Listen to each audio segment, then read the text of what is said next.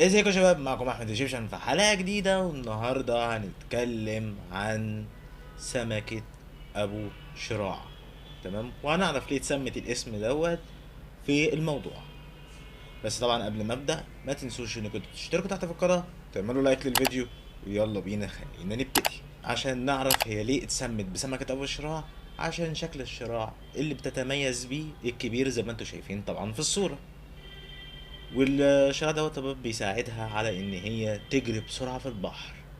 عارفين طبعا يا جماعة هي بتجري بسرعة قد ايه؟ كام كيلو في الساعة؟ بسرعة 110 كيلو متر في الساعة. وده طبعا بتبقى ان هي سريعة جدا، وده مما يخليها ان هي سهل عليها ان هي تعرف تصطاد.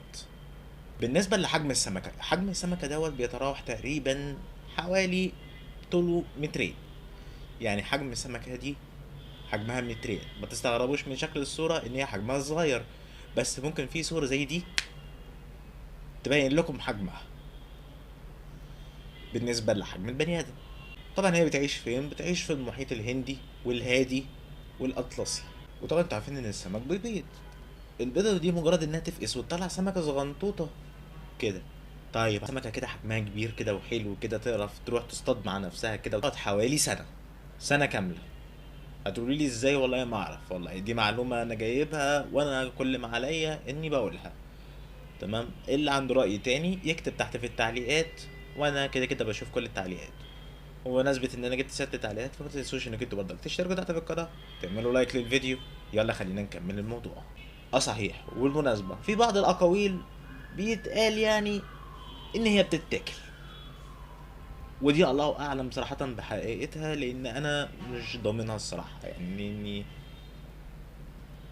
والله يعني اللي شاف الموضوع دوت في محل اسماك شفتوا سمكة ابو شراع دي قبل كده يكتب لنا تحت في التعليقات. طب عدد البيض اللي بتجيبه سمكة ابو شراع حوالي، وده مش بالظبط، مش لازم يعني اكون بقول لكم الرقم يكون بالظبط قوي، لكن ان هي بالتقريب.